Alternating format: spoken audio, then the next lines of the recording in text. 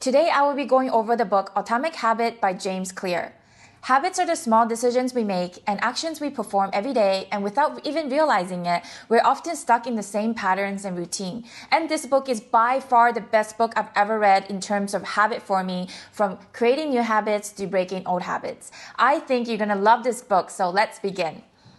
James Clear provides insights into 4 core concepts that will help start creating these small and powerful habits. The first one is to make it obvious. It emphasizes the importance of creating cues, such as setting reminder or writing to-do list. This will trigger our desired action.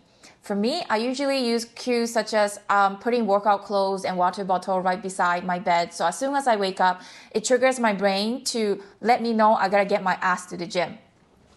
This way, it becomes ingrained into our routine, and we can continue to follow this routine and benefit from the reward it provides. Vague is the enemy. I want to exercise more is usually another way of saying, I want to continue disappointing myself. On the other hand, you could say, every morning at 7 a.m., I am going to the gym. If I said that, you're much more likely to believe I was going to follow through. And if you say it, study shows that you're more likely to actually do it. So the formula for creating an implementation intention is pretty simple. I will, behavior, at, time, in, location. My favorite strategy is called habit stacking, attaching a new habit to an already existing one. For example, I'm already brushing my teeth every day, so if I want to create a new habit, I will stack it underneath the habit that I already have. So it would be after I finish brushing my teeth, I will meditate. Habit stacking is a special form of an implementation intention. Rather than pairing your habits with a particular time and location, you pair it with a current habit. And the formula for habit stacking is pretty simple too. After current habit, I will, new habit. After journaling, I will meditate. The second concept is to make it attractive. Fun gets done. Of course, if most of our habits were fun, you'd already be doing it.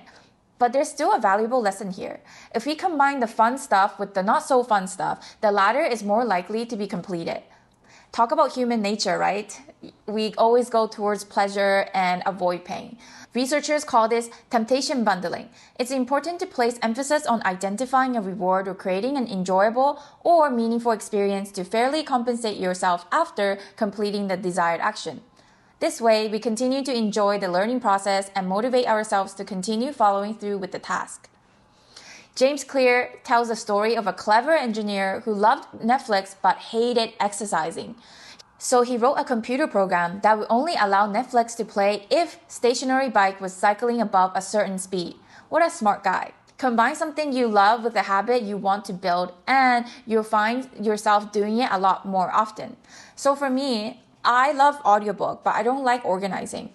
So I would commit to only listen to audiobook while I organize. So I'm actually enjoying it a lot more than just doing tedious tasks, which has been tremendously helpful. Another way to make new habits more attractive is to leverage our natural sheep-like tendencies. The people around you influence you a lot more than you think. So spend time with those who have the habits you want, and you're more likely to follow through. That means more afternoons with people who read a lot and few evenings with heroin addicts. Just kidding. The third concept of atomic habits are to make it easy. If you make it harder to engage in bad habits and easier to engage in good habits, your inherent laziness can guide you towards better behavior. The author writes, the central idea is to create an environment where doing the right thing is as easy as possible. Much of the battle of building better habits comes down to finding ways to reduce friction associated with our good habits and increase frictions associated with our bad habits. For example, if I want to get myself to the gym, I want to have least friction as possible. So before I'll be like, oh, where's my AirPods? Where's my water bottle? Where's my phone? Where's my key? And the more friction I have, the less likely that I'm going to follow through, because in the middle, I'm like, oh, fuck it, I'll go tomorrow. However, if I was prepared the night before, if I put all my items in the same place, then I will have no friction. I'll just put my clothes on and grab all my stuff and go. So it is super important to prime the environment, prepare your environment to make future action easier. Another tip is to use 2-minute rules. Downscale your habits until they can be done in 2 minutes or less. For example, I'm a writer, and sometimes I would skip writing or put off for like a week because sometimes I would find it daunting and not start. However, when I promised myself I will only write 2 minutes a day, it was so much easier for me to build that habit of writing because I can write for 2 minutes, but every time I start, it goes to 20 minutes. Anyone can meditate for 2 minutes, read 2 pages, or put 2 items of clothing away.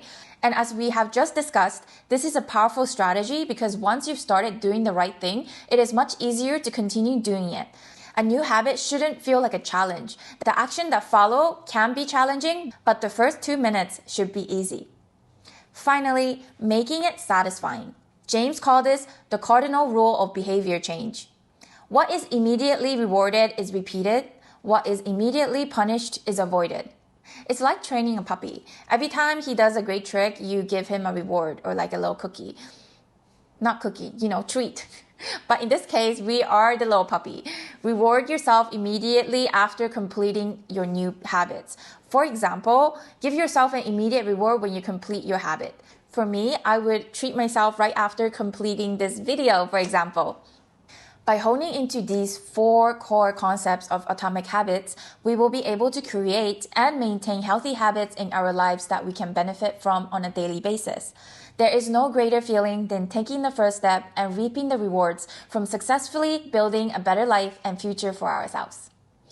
So, if you're looking for a way to make lasting changes in your life, Atomic Habits is worth the read. Happy reading, and I will see you next time.